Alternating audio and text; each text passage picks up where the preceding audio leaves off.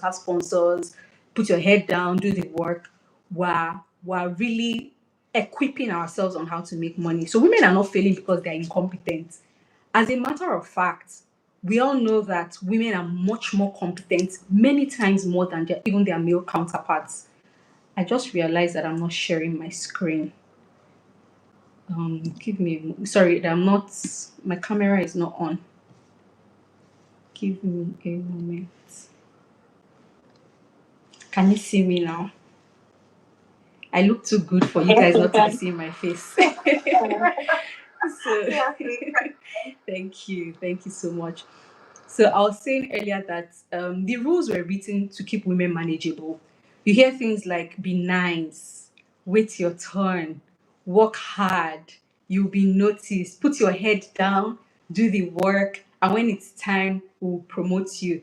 Those are obsolete rules.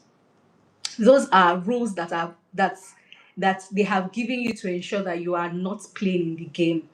And what I'd like to do is to open your eyes to where you are, situational awareness. What exactly are you into? What is going on? As a woman in the workplace, if you're in corporate, if you're in business, if you're in athletics, wherever you find yourself, it is important that you read the room. A lot of women don't like to be associated with office politics. So situational awareness is a reframed word for office politics. And a lot of women don't like to play office politics. We've been told that politics is dirty, it makes you a dirty person, you don't want to associate. People who play politics are manipulative. I'm Like I said, I'm here to bring awareness to you. I'm here to change your entire mindset around things like this. So the first thing we're going to do is reframe office politics as situational awareness. Situational awareness is a military term.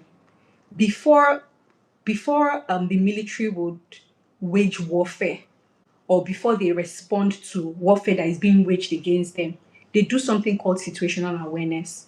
They try to understand the terrain. Okay, this is what's going on. This is the battlefront. This is the terrain. What exactly is going on naturally? How is this terrain like? What are our advantages? What are our disadvantages? Where do we play? I'm trying to tell you that situational awareness is a military term. It's coined from a military term. But in the workplace, what it means is understanding the political landscape with the same precision as a soldier. So, with what I'm saying, you can already tell that this is not a playing situation. You wake up in the morning, you dress cute, you go to work, you're at war. You don't know it. You just don't know it yet that you're at war. So, situational awareness for women is us understanding the political landscape. And before you can navigate your office, before you can get promotions, you need to know where you are. I'm going to just give you a couple of examples. If you are not paid, the thing with office politics or situational awareness is that a game is being played. It's either you are aware of the game and you are playing the game, you are aware of the game and choose not to play the game, you are not aware of the game and you are being played. You definitely belong to one of these three categories. I'll give you some examples of how situational awareness helps you in the workplace. And I'm going to start with meeting dynamics. Are there people in your office that when you get on a call with them, for those of you who work remotely or for those who go to the office physically, when they unmute their mic to speak, everybody just rolls their eyes? Anybody like that? Is there anybody like that? Can you show me by show of hands? You work in an office and somebody just unmutes their mic and everybody just rolls their eyes like, oh, this one has come again. I'm going to talk about that a little bit more when we get to perception. But it is important that when you start to work in a place or you've been working in a place for a while, you understand what is going on. One of the best ways to do that is in meetings. Who speaks first? Who gets interrupted and who doesn't? Who gets interrupted and who doesn't already tells you where the power plays are. It tells you that this person is respected, this one is not.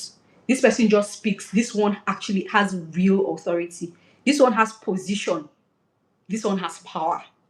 It is in meetings that many times you get to know who is who and where the power plays are in your organization.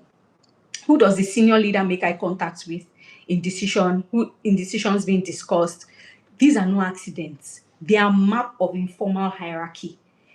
Moving on to the next one, the shadow organizational chart. In your organization, you most likely have an organizational chart. So the CEO, COO, CPO, this or that or that. That is on paper. In real life, there is an informal power structure. And because many of us are putting our heads down and doing the work, we don't raise our heads up to smell the roses. We're not aware of what is going on in our environment. We've heard a lot of times about CEOs that will not make a decision until they have spoken to their drivers. We also a lot underestimate the importance that a partner plays. So you have a CEO who is always talking about his wife, his wife, his wife, his wife. What that tells you is while he's your CEO on paper, she's his associate CEO.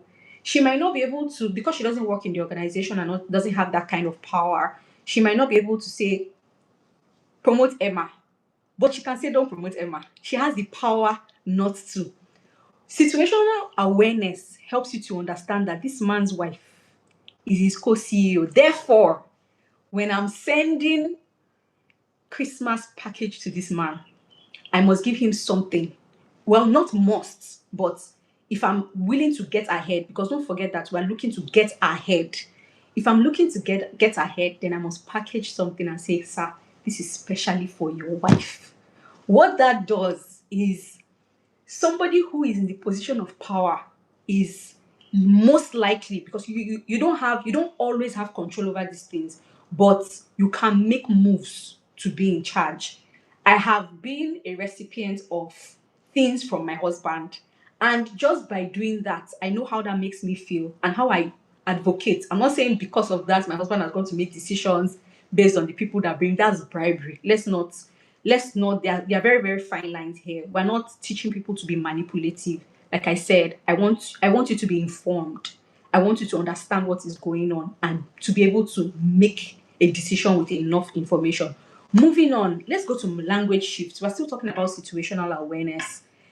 In certain organizations, you will bear witness with me that before a restructuring happens, you hear a lot of cutting down. We're cutting down on costs. We are cost saving at the moment. This does not meet our cost strategy. This does not. You know the organization you've been in. If you've been in an organization for a while, 6 months, 1 year, 2 years, 3 years, you must begin to understand the patterns of that organization. You must listen beyond what people are saying to what they mean. When you go into rooms and conversations are being had, you must understand that this is what this person means, even though this is what they are saying. Please, I hope we are following. Thumbs up, emojis if you are following, so that I know that this is making sense to you. Who gets access? Again, a lot of women like to put their head down and do the work, but you see that Friday night thing that happens where after work people go to a club, people go to a lounge, people go out, the boss buys things for everybody. There's a lot going on in those interactions. I'm not saying sacrifice all your Friday nights just because you want to pander to somebody. That is not what I'm saying. I'm saying don't be ignorant of what is going on. There is somebody who is always going out with the boss, and you in the office, you don't even go out. You are in the office because you're a woman, putting your head down, doing the work. And because of that, you are not going out. But the person who is doing that with the boss is getting promotions every promotion cycle. Let's be wise. Let's understand who gets access, understand how they get access. I was speaking to a friend recently, and she told me about an event. She's here. She told me about an event she went to, and I think the convener of the event works in an organization where they don't promote until a certain period. It is important if you are chasing money, you're chasing career growth, you're chasing opportunity, you must understand beyond what is on the policy document. You must understand, what do people do here to get promoted? Is there a way? I was talking to my sister today. I was having a conversation with my sister today, and please, a lot of the things I'm saying, I would need you to take them with a pinch of salt or ask for clarity where necessary. But I was saying something I always say, which is rules are made for man and not man for rules, meaning that when they say this is the rule and you look at it and it doesn't favor you, The next question is, how can I break this rule legally in such a way that it will favor me?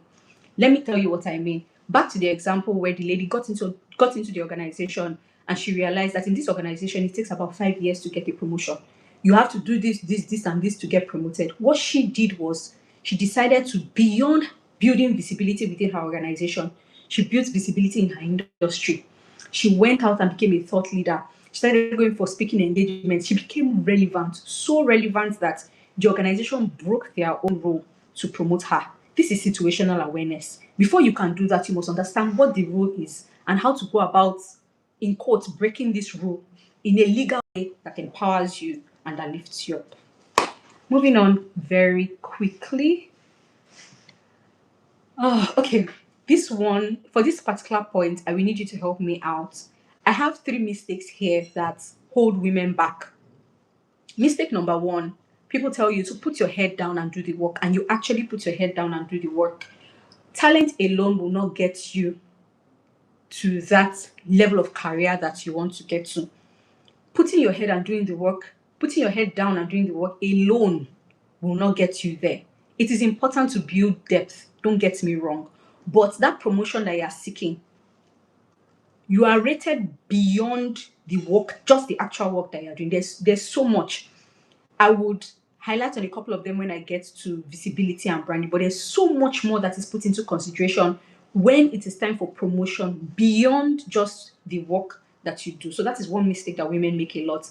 Before I move on, I would like you to put, you've been working for a while, a couple of your associates, middle management, and managers.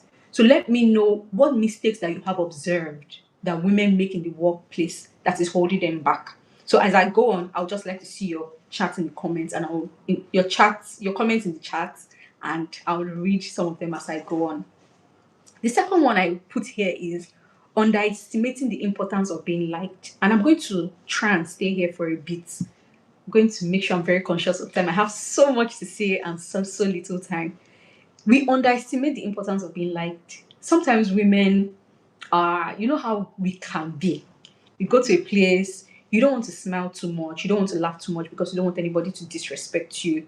But you forget that there is a play at work. What I would say is it's important that you figure out who the power pillars are. I've mentioned that before. Likability is important. Like I said, the decision of whether you are promoted or not is beyond whether you are doing the work. People will promote you because they like you and they believe that you will push their agenda. And when I say push their agenda, I don't mean negative things, but people would the if, when you are liked, it increases your chance of being promoted. That's the first thing I want to say. The second thing I want to say is something I have on my notes here that says women are penalized for the exact same assertive behaviors that men get promoted for. Assertiveness for a woman is slightly different from the way people read assertiveness for a man. The mistake that we make as women is that because we understand that the corporate space is dogged, we go into that place behaving like men. Now, I'm not about all this femininity, be of I don't exactly subscribe to that because my idea of femininity is not what a lot of people describe it to be. But you can how am I going to say it now? You can be yourself. I'm going to touch on that, but you can be a woman in the workspace and still command respect without being a man. Do you understand? I think there's an example here that, okay, it's not exactly here and I can't exactly see my show notes, but the doggedness of men, a woman can be dogged, a woman can be assertive, but allow your femininity to shine through. Figure out what that means to you in particular and let that shine through. The last thing I want to say about underestimating the importance of being liked is that it is important that you are liked, but it is more important who likes you. And beyond being liked, it is important that you are respected. If you have being liked and being respected placed before you side by side and you need to choose one, my dear sister, choose to be respected beyond being liked. And that alone, that mindset alone, that framing alone determines how you move within the organization. Yes, I don't mind being liked. I don't mind being friendly. I understand what is going on here. We're going to play to it. But we will be respected. If you like me, fine. If you don't like me, then you will respect me. Moving on very quickly, another mistake that we make a lot as women is using languages that diminish us. Very subtle things that diminish our power, that diminish our influence, that diminish our authority, that diminish our knowledge and expertise. You see a lot of women unmute their mic. I'm going to be using a lot of remote work terminology because I work remotely. But you see a lot of women unmute their mic, or in physical meetings, they want to make a contribution or ask a question. And the first thing that comes out of their mouth is sorry. I'm sorry, I just wanted to find out. Do you mean you need to lose the sorries? You need to lose, and I used to do that before, where I'd say something in a meeting, something very sensible, something very intelligent, and I'll end it with, oh, I don't know if this makes any sense. I don't know. Does it make any sense to you? You are asking for permission.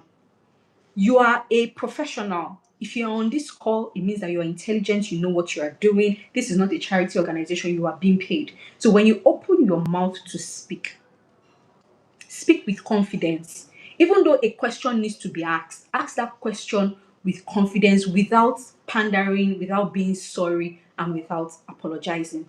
I don't see comments in the chat for common mistakes that women make in the workplace that are holding them back. But just so that we don't waste too much time, I'll move on quickly. This section says stop being good, start being known. And from here, I'll segue into visibility and building a personal brand before we wrap it up with how to actually make money. The most competent woman in the room is frequently not the most promoted one. The most visible woman is. Recall when I talked about the people who go out with the boss, the people who are always available, the people who are known for the work that they are doing. So, how do you begin your journey of visibility, at least within the workspace? My advice would be begin within your work environment first and then transition into your industry. What do you do? When you do something, we as women, one of the diminishing languages that we also use a lot because of our nature and the way we have sort of been brought up in quotes is you do something. It used to happen even in school when we had group work. You will be the one to do the work. And then when you're asked, you say we. Yes, there's a place and time for having team spirit. There is a place and time for taking accountability or taking ownership and glory for the work that you have done. When you do something, don't be shy. Don't be ashamed to say, I did this. I did this on behalf of the team. Depending on the kind of organization you find yourself in as well, it is important that your bosses know what you are doing. Meaning, at the end of every week or at the beginning of every week, you are creating a report, not just a task report. And I'm saying this because a couple of us here are associates, middle management, senior management, and managers. At this level, nobody wants to be knowing, no, nobody really wants to know the tasks that you perform. They want to see the outcome. How did we get closer to our objectives? Based on all the things you did last week, how did we get closer to our objectives? So create these emails that encompass the outcome that you have worked on and share it. If you're the kind of organization that also uses timesheets, make sure your timesheets are updated. The point of it is that be in people's faces and let them know exactly what you're doing. My next point is volunteer for high visibility problems. Now, I'm going to sit here a little because I'm speaking to women. If I'm going too fast, please let me know. I notice that I'm rushing because I still have a lot of things to say. All right, thank you, Ebon. So, um, because we are women, if you find yourself on a team, what typically happens is the team crowns you the mommy of the team. Meaning, when there is birthday, it is you they expect to order the cake. It is you they expect to deal with refreshment. It is you they expect to remember everybody's birthday. There are certain mundane, unpaid work that does not move the needle, that is not valuable, that we do as women in the workplace. And we believe because people have told us be out there, volunteer. This is not the kind of volunteering we're talking about. Make sure that you're volunteering for high visibility problems. High visibility problems does not mean the most important problem in the organization. I need you to hear me very clearly. High visibility problem is the most important problem to management.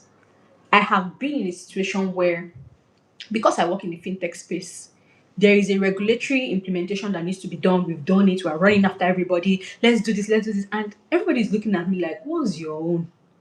At a point, I had to sit down and ask myself, me too, what is my own? Because why I think this should be important to the organization, it clearly is not.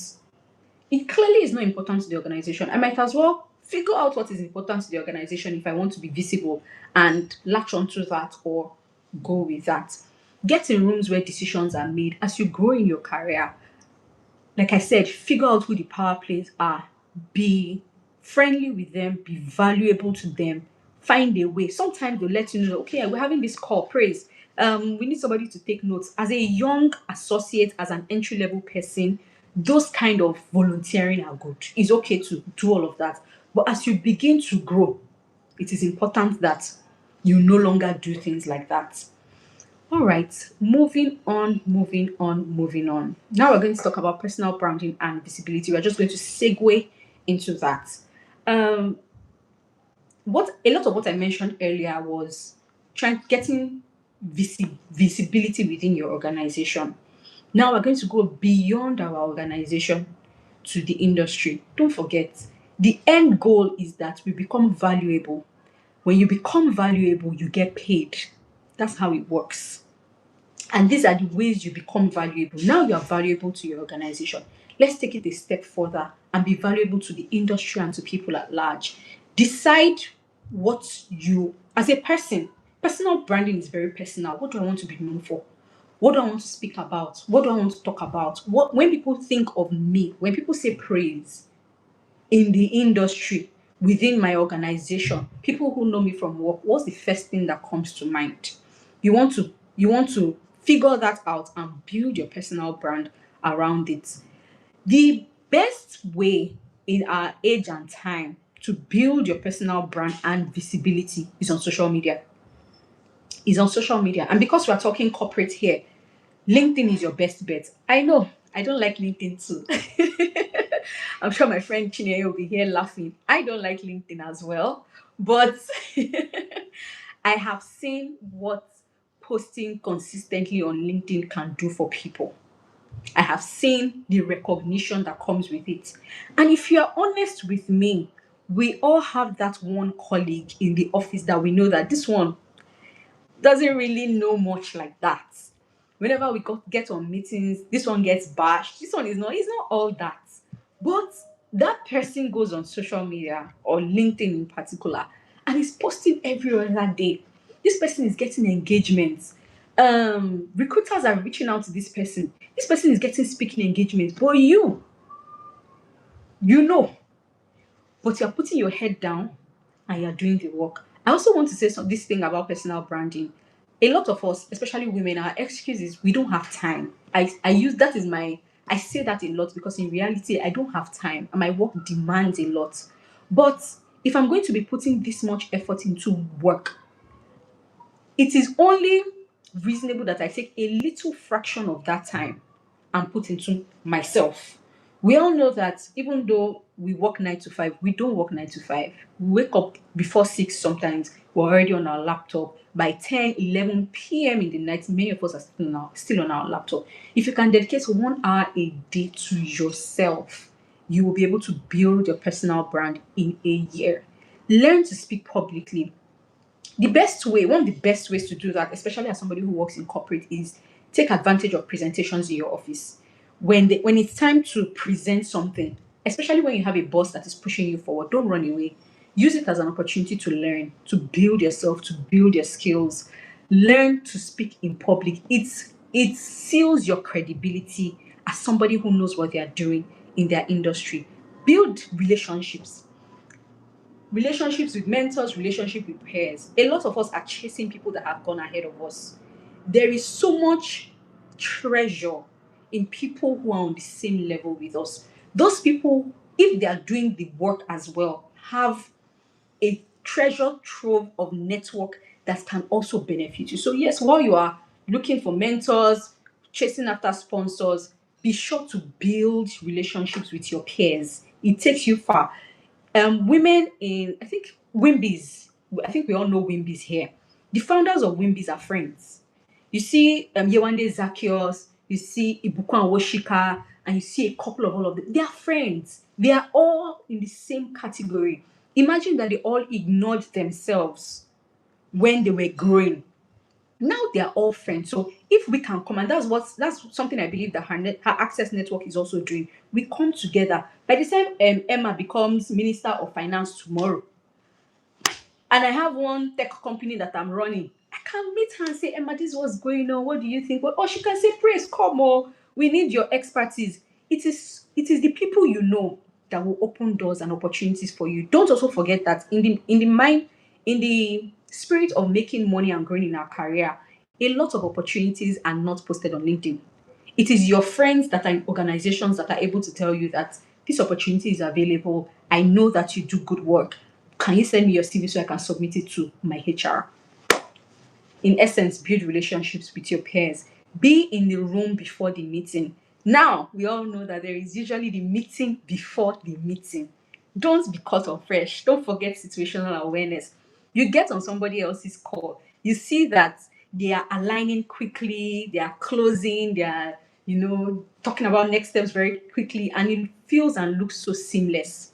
Don't be caught on fresh. There is usually a meeting before the meeting. Learn learn how to go about it. Learn who those people are that you need to get their alignment before coming on a call. There are certain people that you don't get them on a call and expect them to give you their alignment on that call. No, conversations need to happen prior, before you get there. Before I continue, please give me a thumbs up. Let me know that you can hear me. Let me take a little sip of water. Thank you so much. I hope this is valuable to you. So these are some habits that keep you visible in the long term. I put strategic coffee meeting here because I believe some people work in office.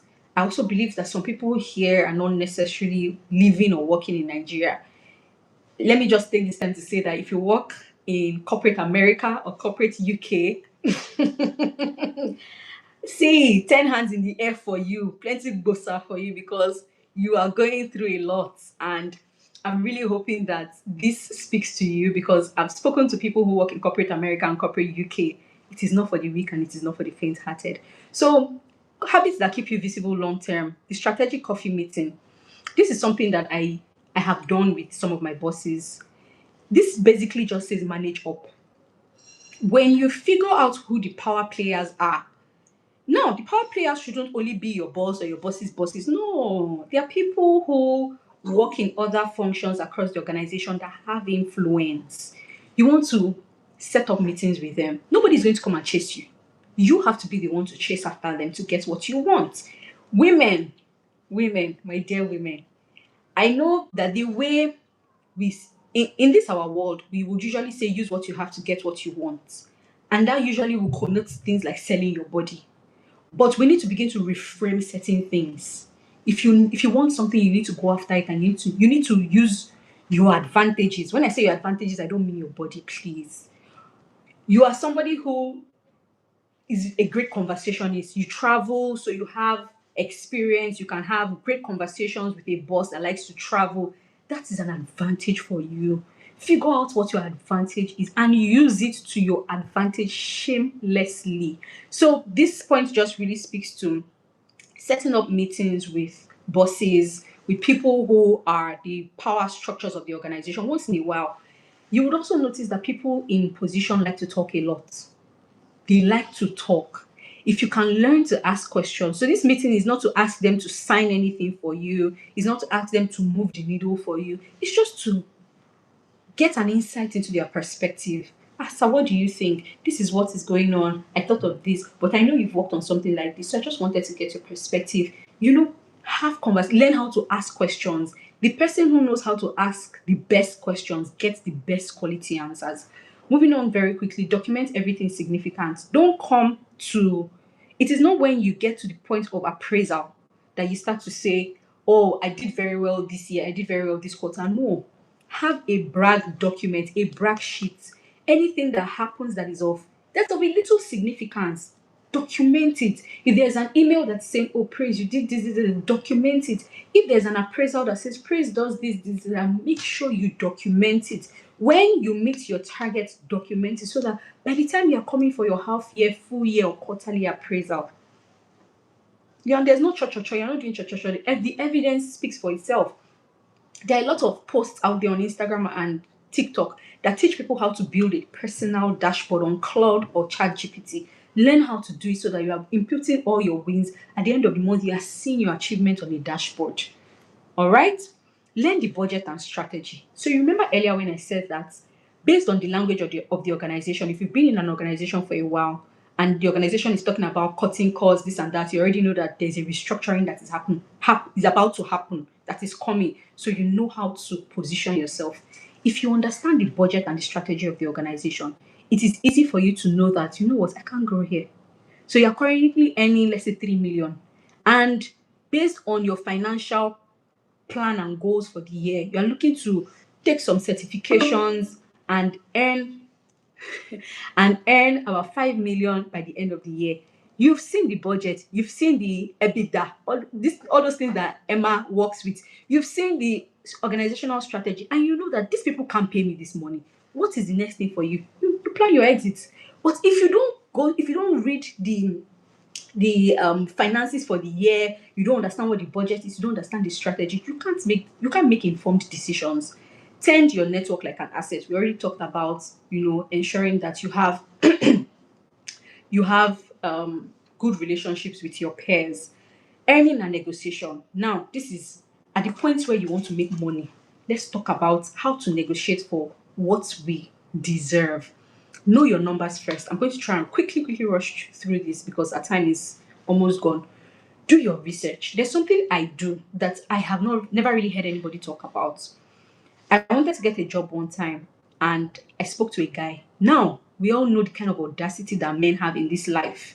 Men who are not doing as much work as you, they have the audacity to demand more than you would have the audacity to demand, even when you're overqualified for that role. So, one thing I do is I have male counterparts that are my friends that don't want anything extra from me, that actually tell me the truth. Many times before I go into an interview, I'm asking them, if you, based on the qualification that these people are asking for, based on the job description, based on the organization, this and this and that, after I've done my research, I say, guy, if they ask you, what do you want? What would you say? The numbers will always shock you. And you know the worst part, when they ask for that money, they get paid. So you need to up your audacity. Whilst you shouldn't be like a man in the workplace, you should be yourself, you must have the audacity of a man when you're asking for things. Use the anchor technique. Always give. So what that typically means is when they're asking you, how much do you want to earn? You can't be going into an interview and you haven't decided how much you want to earn. That's not the time to be stuttering. That's not the time to be asking questions like, oh, what is your budget? They will never tell you what their budget is. So make sure that if you're looking to earn 3.5 million to 4, your starting is from 4. Those are things that you should know by now. Never negotiate against yourself. A lot of people would want to size you up by asking you what is your current salary. It is okay. You can do interviews and not tell anybody what your current salary is. It is okay. You must not send payroll. What I usually do and what has worked for me is I would usually tell them that I signed an NDA with my previous organization that does not allow me to disclose how much I am earning. When they try to push, I flip it on them. If I was working for you and somebody else was asking me and I have signed an NDA with you, I know you wouldn't want me to have this conversation. So the fact that I'm looking to leave their organization doesn't mean that I'm willing to disrespect them and their rules. That usually just closes, it just usually just ends that conversation. Negotiate the full package. I realize that a lot of people do not understand the difference between net salary, basic salary, and gross salary. So when you are negotiating and they're saying, okay, this is how much you are paying, you're not asking the right questions. You're not asking, and this is mostly for the people who are just starting. I don't expect that a senior manager will make this kind of mistake, or a middle manager, but just for the purpose of those who are here, who are associates and entry level, is this amount, this 5 million you're paying me, is this gross salary? Is this net salary? Is this my take home? Does my performance affect this money? You must understand all of that and negotiate appropriately. I have already talked about making every review a business case. You walk into your appraisal, you're walking in with the documents, no too much talk, no too much conversation. Let me see. Okay, so that's pretty much how to go about it. There's something I want to say with regards to making money as a woman. I listened to a female CEO speaking some time ago, and she said something that in her 20 something years of work, not one woman has ever walked into her office to demand a raise. Now, tying this back to situational awareness, organizations use your natural inclination as a woman against you. I'm going to say that again. Organizations, they use your natural inclination as a woman against you. They can see that you're juggling multiple projects. They know that you probably have a spouse and children at home, so you are juggling multiple things. They can see that everybody else goes home and you are staying back doing the work. They can see that even when you are pregnant, you are going the extra mile. But because this is an organization and we're here to make profit, nobody is coming to talk to you to say, you know what, since you are doing what you are doing, let me just increase your salary. Nobody does that.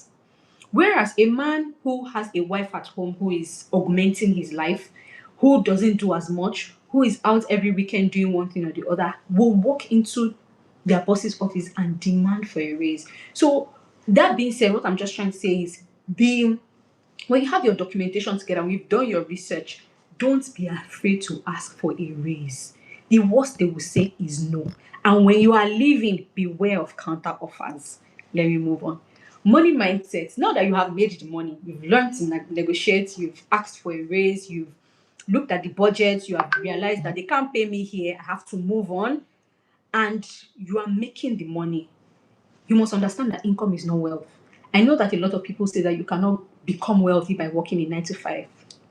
It's a dirty lie. It's a very dirty lie. Yes, there are limitations based on the industry, based on what you are doing. That being said, there is the concept of selling shovels that I would like women to really understand. Many times we are running after, we just keep running after trends.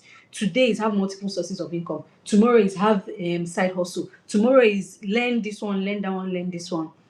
When there is a gold rush, the people who make money are the ones who sell shovels. What a lot of people do is that they rush to become gold miners. And how many gold are they going to mine? Some of them end up dying, some of them end up not, but the people who sell shovels will always be in business. So your assignment here is to go home and decide, based on the industry I am in, based on my based on my preferences, based on my skills, based on my passion, where exactly is the money? That's another side to situational awareness. So that you are making real money, you are growing strategically in your career, and you're not just growing in years and growing in experience and what's called title. You are actually growing financially. Money mindset, make income. When you make money, learn to invest, learn how to grow your wealth. The last thing I'm going to say, because I'm done, like I'm so done because this has taken so much more time than I expected. The last thing that I'm going to say is, we don't really talk about the impact of relationship in a woman's career. I would really have loved to stay here for a bit, but there's no time. I saw a research recently about women that make over $755,000 a year. So that's the 1% of the 1%. And there is one thing that most of those women said. Most of those women are married with multiple children. What I'm trying to say is that the decision, if you're married, best of luck to you. In fact, you are the person I'm talking to. You cannot do all these things, understand situation, make your money, do all of that, and go and end up with a man that will suck you like sewage pipe, a man that will bring you down. Because one thing that high value women forget is that when choosing a man, if you have learned to succeed in your business, choosing a man is a business decision. It's not an emotional decision. It's a business decision. You must get a partner who is a real partner, who is willing to see you grow. Anybody who is not, you see the way you will make a decision as to should I invest my money here? Should I work here? Should I do business with this person? That's how you make the decision on who to marry and who to be with.